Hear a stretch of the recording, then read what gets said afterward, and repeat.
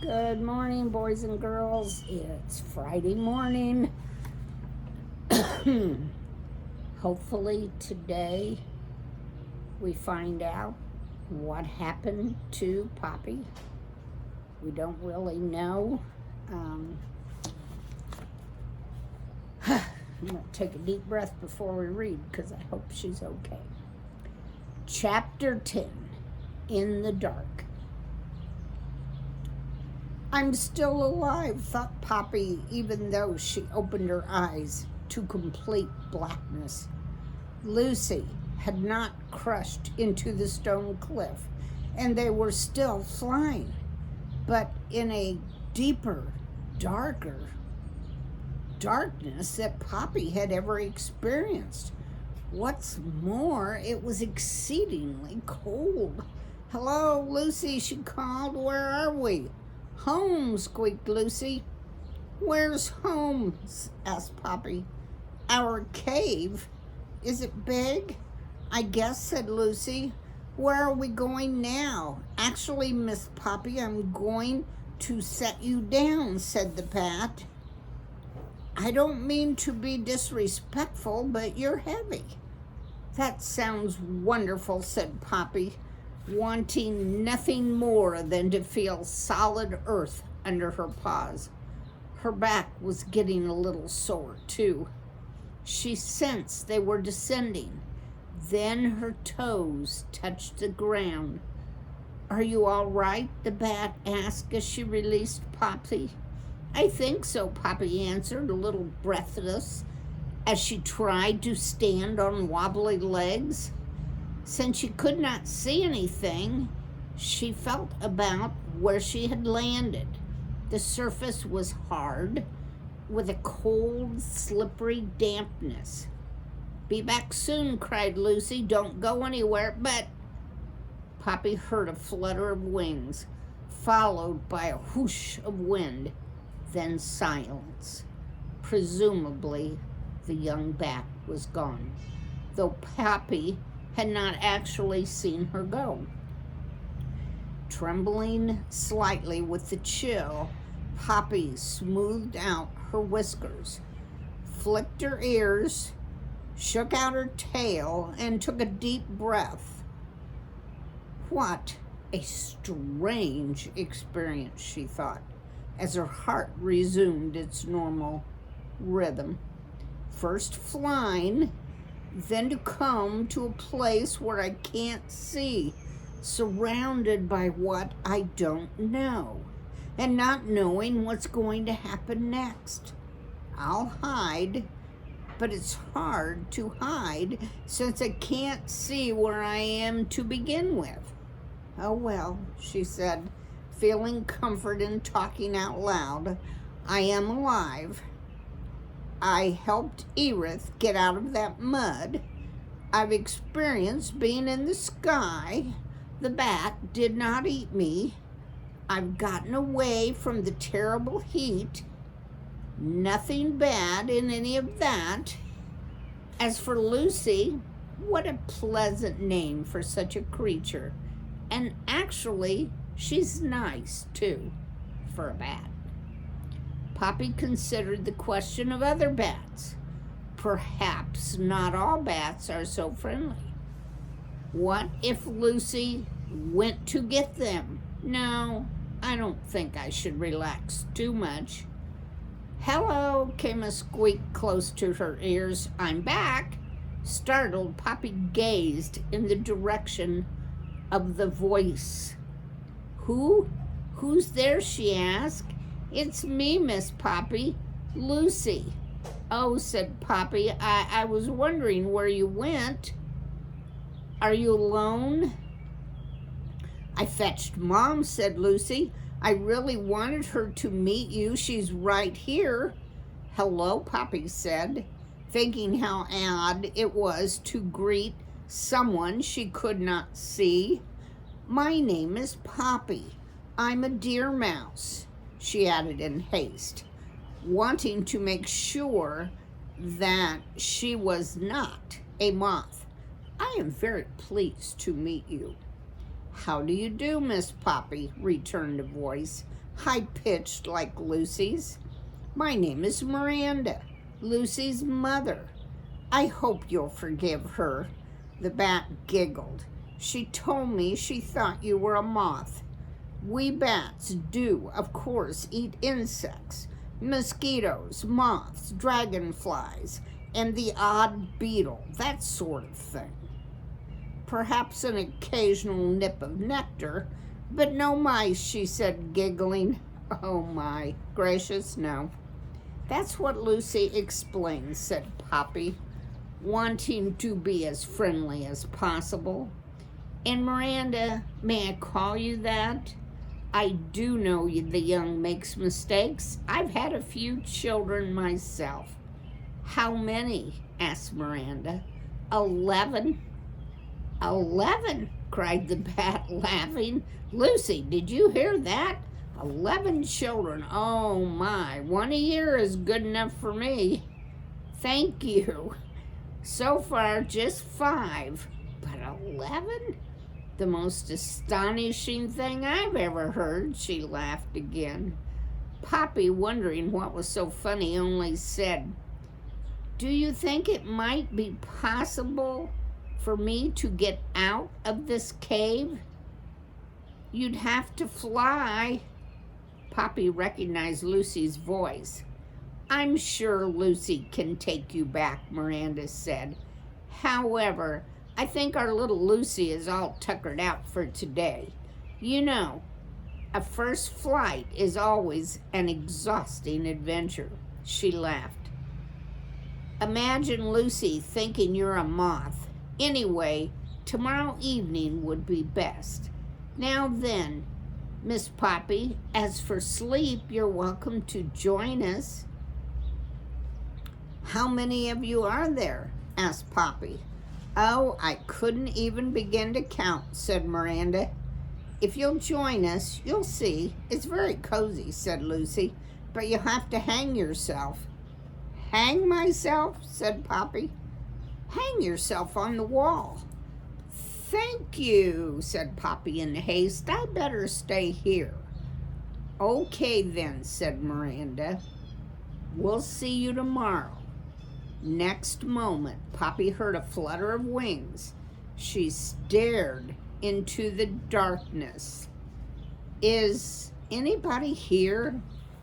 Just me, said Lucy. Miss Poppy, I just wanted to say again how dumb I feel for thinking you were a moth. Can I help you with anything now? She asked. Is there anything to eat? Asked Poppy. What do mice eat? Seeds? Oh dear, said Lucy. I don't think we have any. Sorry. See you later. Bye. Poppy heard her flap into the air. What about some water? Poppy called out. I think I heard water trickling nearby. Right over there, came a distant call. Right over where? No answer came. Lucy, called Poppy. Lucy!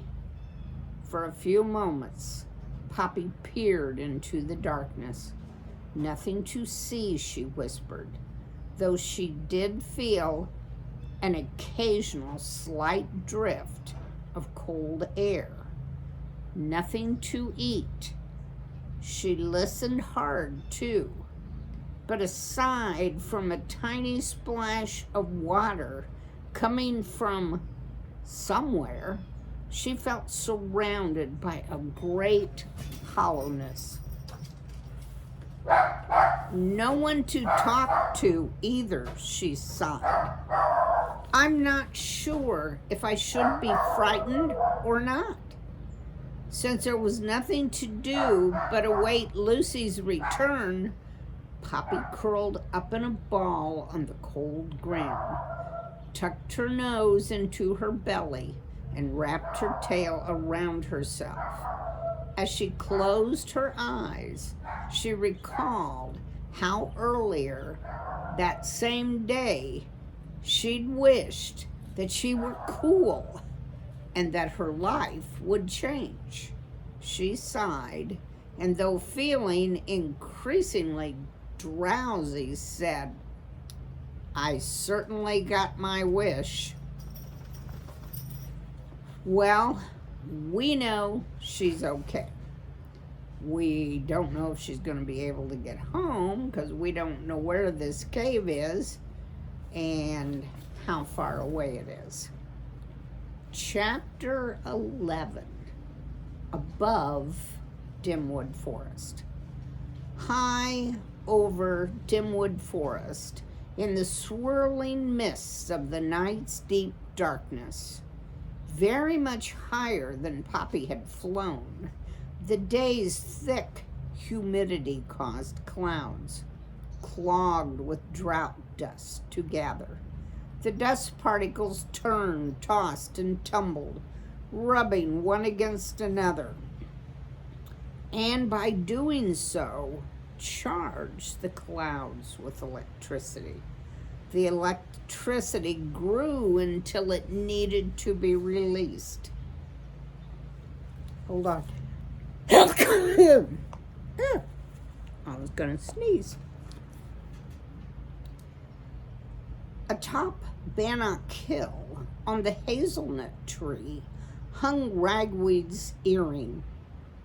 The earring loop of metal was isolated enough, high enough to draw lightning like a magnet.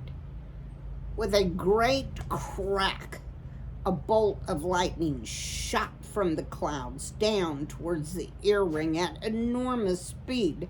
When it struck, the earring's purple bead exploded into dust, and its metal wire instantly vaporized with a shower of tiny sparks. One solitary spark landed on a dry leaf. The leaf began to smolder. When the smoldering leaf became hot enough, it burst into a small bud of flame and continued to burn. A second leaf soon caught fire, and then a third, and then a fourth. A tiny blaze in the dark night. And you know, that's actually a true fact, boys and girls. A lot of forests burn because it gets hot and dry sometimes in the summer, and lightning causes fires to start. Oh my. Ereth shares the awful news. Ereth did not sleep much that night. He got up, he laid down, he turned around in circles, all the while wishing night would last forever. When day arrived, he would have to inform Poppy's family about what had happened to her. The mere thought of it made him moan. Cauliflower, no more swearing, he cried. Never again. Twice during the night, Ereth heard thunder rumble. Once, while squatting by the entryway to his log, he saw and heard a crack of lightning. Agitated, he listened for the sound of rain falling. None came. Just lightning, he sighed. No rain, no Poppy, just misery. Though half-lidded eyes, the exhausted porcupine switched the eastern sky's gray glow, proclaimed the day's new dawn. As the light grew stronger, birds began to chirp their reedy songs. Rays of sunshine sliced through the forest like flaming swords. The long shadows cast by the forest's tall trees gradually withdrew, as if sliding back into their own roots, and slowly, but with certainty, the morning heat proclaimed another scorching day. Weary and tense, a panting Ereth closed his eyes. I must tell them now. He got up slowly, feeling a deep hunger. The only thing he had eaten the day before was a solitary dry twig. He searched his log, but discovered nothing to eat. Salt, he whimpered, I need some salt. Having run out of excuses, the porcupine waddled out of his log. He blinked at the hot, bright sun and scanned the sky in search of clouds. Not one was in sight. Bright is bad, said Ereth. Night is nice.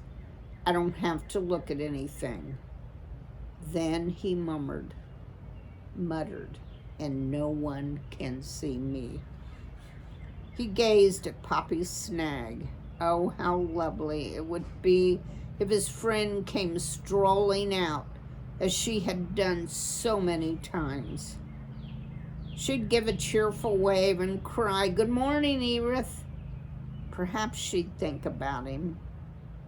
Perhaps a tiny, damp kiss on his nose. Ereth's vision became so blurry with tears, he could almost see Poppy standing right in front of him.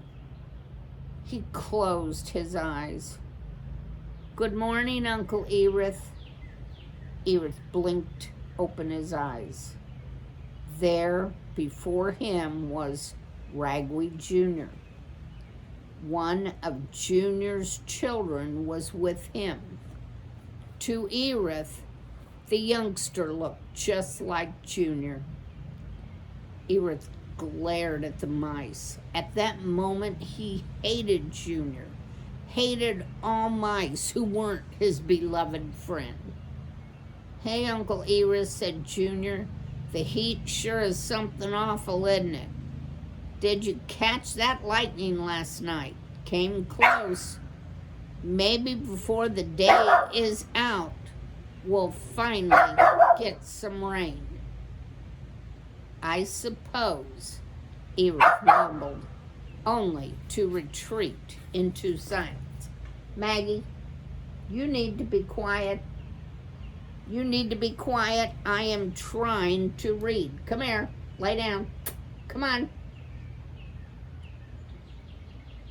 This is my son Spruce, Junior went on, bringing the young mouse forward. I don't think you've ever met him, though it's about time. Spruce, say hello to Uncle Ereth.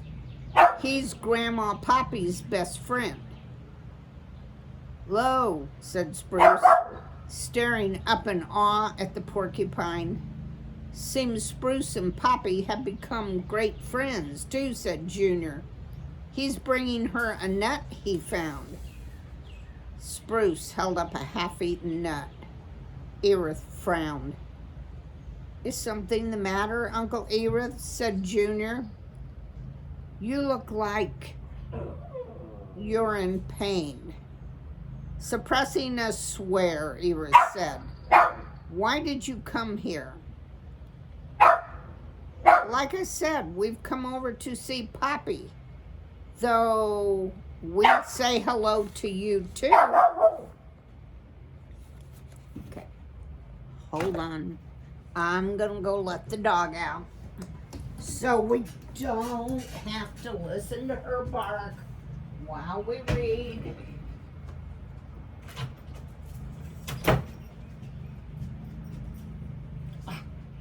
That'll make it a lot more quiet for us. Poppy, Ereth stammered, isn't here. Oh, she's out? Asked Junior. Gone up somewhere? Any idea where? When will she be back? Ereth cleared his throat. Last time I saw her, he said, she She was... He could not get the fatal word out. Instead, he said, she was flying. Spruce stared at Ereth and then turned to look up at his father. Dad, did Uncle Ereth say Grandma was flying? Junior did not seem to hear his son's question. To Ereth, he said, my mom was what? Flying. Flying. Where? In the sky, snapped Ereth. Where else would she fly? Junior gazed at the porcupine. Uncle Ereth, he said after a moment, has the great heat gotten you? It makes some dizzy, confused, especially old guys. I am not old, Ereth barked. The force of Ereth's words made Spruce back up a step and press against his father, but he never took his eyes off the porcupine. No, of course not, said Junior. Sorry, I shouldn't have said that. Well, I guess Spruce and I had better get going. Come on, pal. The two mice moved towards Poppy's snag. Spruce, staying close up to his father, kept glancing back over at his shoulder at Ereth, a perplexed look on his face. I'm telling you, Ereth cried after them, she's not there. That's okay, Junior called back. We'll just check for ourselves. Maybe she is there, Ereth whispered under his breath. He allowed himself a stirring of hope. He watched closely as Junior and Spruce went inside the snag. He was still looking when a few moments later the two came back out, alone. As the mice returned to him, Ereth glanced away. Guess you're right, Uncle Ereth, said Junior. She's not there. Doesn't look like she's packed up either. Must have gone in a hurry because things were just left about. Really? Have any idea where Poppy went or when she might be coming back? How many times do I have to tell you? Said Ereth. The last time I saw her, she was flying straight up into the sky. Dad? Spruce whispered, loud enough for Ereth to hear. I think he really did say that Grandma Poppy was flying. Yes, bellowed Ereth, that's what I said. Uncle Ereth, please, you don't have to yell. Just explain yourself. Ereth gulped a draught of hot air, then said, yesterday I went down to Glitter Creek to take a bath, but instead I almost drowned in the mud and called for help. So of course Poppy came and helped me. She cares for me, which I was grateful for, except the next thing I knew she was gone, vanished. Then I saw something that looked like her flying straight up in the air, which is to say, I'm pretty sure I did see her. Ereth faltered. Junior's whiskers trembled visibly. Saw what? Poppy's ghost, said Ereth, barely whispering. Her ghost? Exclaimed Junior. Yes, screamed Ereth at the top of his voice. Poppy's ghost. Are you trying to tell me, said Junior, that Poppy's ghost went flying into the sky, which would mean that she must have died, yelled the porcupine. Died, yes, saving me. Who else would she have died for? Junior stared up at the porcupine. Mom? Dad? Ereth looked everywhere except at Junior. Spruce broke the heavy silence that followed.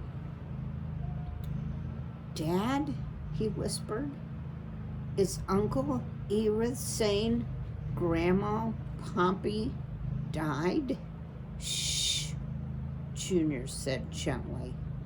But to Ereth, he spoke with some severity. Uncle Ereth, is that what you're saying? Yes, cried Ereth. Yes, yes, yes. I can't believe it, stammered Junior. Dad, how could Grandma be dead? Interjected Spruce. I just met her. Then how else? Said Ereth, still gasping from the effort of his long explanation. Can you explain the fact that I saw her ghost soaring up into the sky? But where? When? How? Junior continued to stammer, trying to keep from bursting into tears. Ereth slowly repeated the events of his trip to Glitter Creek. Uncle Ereth, said Junior, now speaking in a soft, pleading voice, are you absolutely certain you saw Poppy's ghost? How many times must I say yes? Cried Ereth. Junior turned to Spruce. Spruce, he said, I think we need to go. To Ereth, he said, I'll check Poppy's snag again more thoroughly and see if she left some kind of message.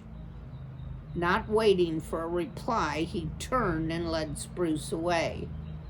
Ereth watched them go. Then he gazed up at the sky as if Poppy might be there. The sky was blue and cloudless, and the air so hot it seemed to quiver before his eyes. He felt dizzy, sick, miserable. The whole world, including him, was turning old, drying up. He swished his tail and ground his teeth. He wanted to bite something or somebody, to swear. All he did in the end, however, was to turn slowly about and make his way into the deep, dark end of his log. There he hunkered down, trying desperately to understand what he should do. I need to make everyone know how much I cared for Poppy, he whispered at last. I'm the only one who really knew and understood her, the only one who truly loved her. How am I going to show that? He thought hard. I know, a funeral service. That's what I'll do for her. Yes, the biggest, best, most beautiful funeral service this forest has ever seen. Uncle Ereth? With a start, Ereth looked up. Spruce had come into the log. The young mouse held a paw to his nose. What's the matter with your nose? Ereth demanded. Spruce said, it stinks in here. Never mind stinks, Ereth snapped. Did you find out anything about Poppy? Dad is still looking, said Spruce.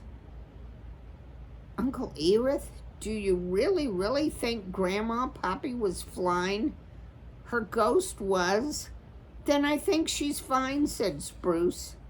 How could she be fine? Demanded Ereth, quite sure this was the most irritating mouse he had ever met. Before Spruce could reply, Junior came into the log. I'm afraid you must be right, Uncle Ereth. Not one sign of her. He sighed. I need to tell my brothers and sisters, the rest of the family too. Good idea, said Ereth, relieved that he would not have to do this task. Junior started to go. Hold it, cried Ereth. Junior and Spruce stopped. What about a funeral service? I guess, said Junior, but your family will want something, insisted the porcupine. The whole family could gather, pay their respects. Well, if what you say is true, but it is true, said Ereth with something like anger. I'll organize it. Uncle Ereth, I need to check some more, but I'm sure it would be kind of you. You and her were best friends, and if Poppy really died, I'm sure the whole family would appreciate it. I'll give a speech about her. Sure. Something short, said Junior. I'll imagine my brothers and sisters will want to speak too. Uncle Ereth, could you truly arrange things? Of course, murmured Ereth. Thank you, said Junior. He went out of the log, Spruce by his side. As the two mice left the log, Ereth heard the youngsters say, Don't worry, Dad. I'm going to find her. Alone again, Ereth snorted. Something short. I'll show them what a best friend can do. I'll show them a funeral that no one will ever forget. Next moment, Ereth became quiet. Then he said, Of course, if Poppy hadn't died, I wouldn't have to do any of this. She should have known how much I dislike making speeches. Lazy creature.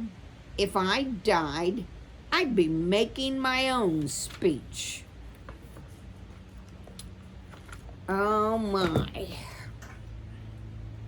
So everybody's going to tell the whole family that Poppy has died. We know that she's in a cave somewhere, but we don't know if she's ever going to get home.